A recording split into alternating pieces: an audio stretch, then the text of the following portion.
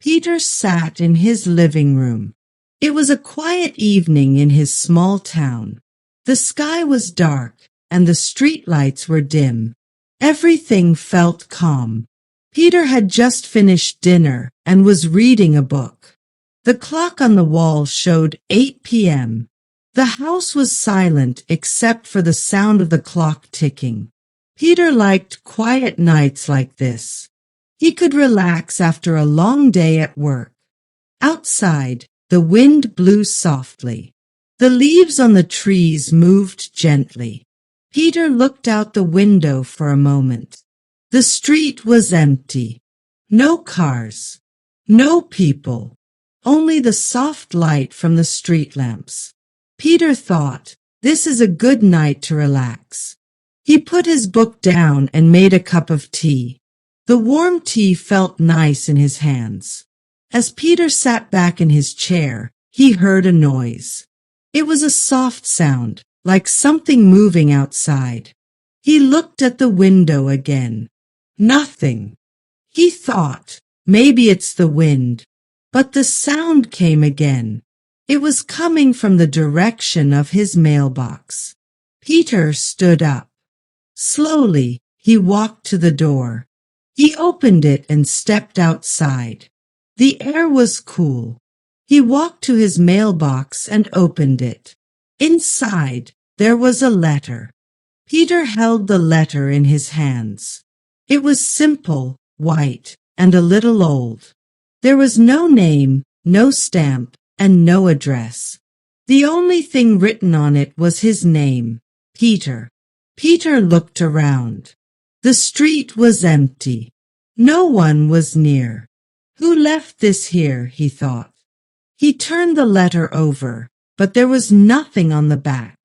His heart started to beat faster. It felt strange to get a letter like this. Peter went back inside his house. He sat at the table and placed the letter in front of him. The room was quiet, but Peter's mind was not. What could it be? He whispered to himself. He slowly opened the envelope. His fingers trembled a little. Inside, there was a single piece of paper. The paper had only 3 words. Go to lake. Peter read the words again. Go to lake. What does this mean? He said out loud. He tried to think of anyone who might send him this. But there was no name, no clue. He didn't know what to do. Peter stood up and walked around the room. He looked out the window. The lake was not far from his house. It was quiet and dark at night. Peter stared at the letter again. Should he go? Or should he ignore it? He didn't know who sent it, but his curiosity was growing. Maybe I'll just take a quick look, he said softly. Peter couldn't stop thinking about the letter. He held it in his hand and read the words again. Go to lake. His mind was full of questions. Who sent this? He thought. Why should I go to the lake? Is this a joke? He walked back and forth in his small living room. The clock on the wall ticked loudly, but Peter barely noticed it. He felt both curious and nervous. Peter looked at the window again. Outside, the night was dark and quiet. The streetlights made long shadows on the empty road. Finally, he made a decision. I will go, he said. But I'll just take a quick look. If it feels strange, I'll come back right away. Peter grabbed his jacket and put it on. Then he found his flashlight in a drawer. It was small but bright. He turned it on to check the light. This will help, he said. He slipped the letter into his pocket and took a deep breath. He opened the door and stepped outside. The cool night air touched his face. It was quiet, except for the soft sound of the wind in the trees. Peter turned on his flashlight and began to walk. As he walked down the street, he felt the weight of the letter in his pocket. The words, "Go to lake," repeated in his mind. With each step, the lake grew closer. Peter's heart beat a little faster. He didn't know what he would find there, but he couldn't turn back now. Peter walked along the quiet street. His flashlight lit the path in front of him. The houses on both sides were dark. Most people were already asleep. The cool air made him pull his jacket tighter. The sound of his footsteps echoed softly. Peter felt alone, but he couldn't shake the feeling that someone might be watching him. He turned a corner and saw the road leading to the lake. It was narrow and lined with tall trees. The trees looked like shadows in the dark. The wind made their branches move, creating soft, eerie sounds. Peter tried to calm himself. "It's just the wind," he whispered. "Nothing to be afraid of." As he got closer to the lake, he saw the water reflecting the moonlight. The lake was calm and still. The air smelled fresh but cold. Peter stopped walking for a moment. He looked around, shining his flashlight on the ground and the trees. Everything was quiet. Too quiet. Then he saw it, a small light near the edge of the lake. It wasn't moving. It was just there, glowing softly. "What is that?" Peter said to himself. He felt both scared and curious. He took a deep breath and started walking toward the light. As he got closer, he could see the source of the light. It was a lantern, sitting on the ground next to a small wooden box. Peter's heart raced. He crouched down and looked at the box. It was old and had scratches on the surface. He reached out his hand to open it, but then he stopped. The silence around him felt heavy. Peter took another deep breath and slowly opened the box. Peter opened the small wooden box. Inside, there was something shiny, a golden key. It was small, with an intricate design on its handle. Peter picked it up carefully and held it in his hand. The key felt cold and heavy. He looked at it closely, wondering what it could unlock. "Why is this here?" he thought. "What does it mean?" Peter shone his flashlight into the box again. There was also a folded piece of paper inside. He picked it up and unfolded it slowly. The paper had just 3 words, written in the same handwriting as the letter, "Find the door." Peter's heart raced. First, a mysterious letter. Then, a key. Now, this message. He looked around nervously. The lake was still quiet. The lantern flickered slightly, but there was no one else in sight. "Find the door," Peter repeated softly. "What door?" He turned the key over in his hand. It was old but well made. The golden color shone under the light of his flashlight. Peter stood up and looked around again. The lake was empty. No houses, no doors, nothing but trees and water. He felt a chill run down his spine. The air seemed colder now. The silence felt heavier.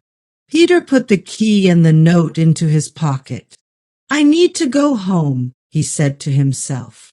"Maybe I can figure this out there."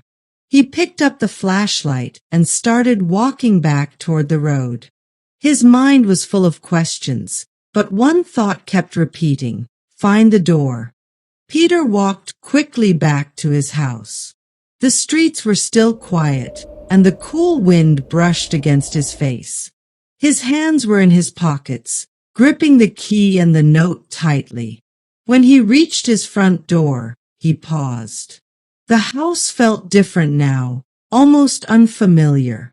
Peter stepped inside, locked the door behind him, and turned on the lights. He sat at the kitchen table and placed the key and the note in front of him. The words on the paper seemed to echo in his mind. "Find the door." Peter thought hard.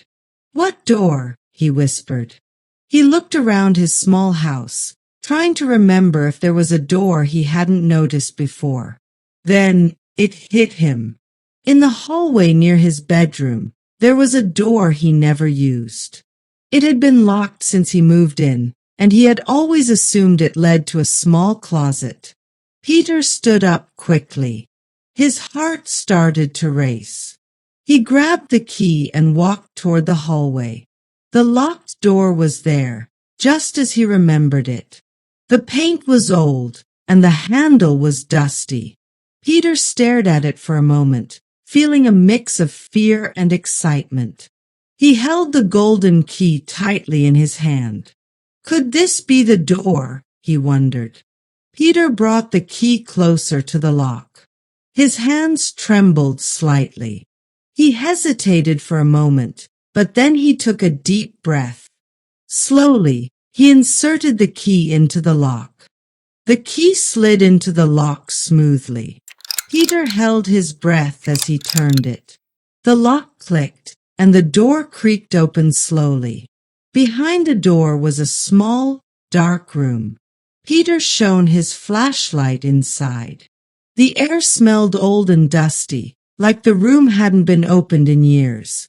Inside, he saw a table covered with strange objects. There were old photographs, small trinkets, and a single envelope lying in the center of the table. Peter stepped inside cautiously. The room was cold, and the silence felt heavy. He walked toward the table and picked up the envelope. The envelope had no name or markings, just like the first one. Peter opened it carefully and pulled out a piece of paper. The note had only 4 words. "This is just the beginning." Peter's heart pounded. He looked around the small room, hoping to find more clues. The objects on the table didn't make sense to him. Old keys, a clock with no hands, and a few faded letters. He sat down on the floor, holding the new note in his hand. "What does this mean?" he whispered. Peter felt a chill run through his body. The air seemed to grow colder. He looked back at the door, but it was still open. "This is just the beginning," he repeated softly. For the first time, he felt like this mystery was much bigger than he imagined. Peter stood up and walked out of the room, closing the door behind him. He didn't lock it. The key stayed in his pocket. As he sat back in his living room, Peter realized something. This was far from over. Learn from the mystery. Exploring key expressions. Let's take a moment to look at the most important expressions from today's story. Each one can help you in real-life situations. Number 1. What does this mean? You can use this question when you don't understand something. For example, what does this word mean? What does this sign mean? Tip: avoid saying, "What this mean?" Always include does for correct grammar. Number 2. Who sent this? Use this question when you receive something unexpected.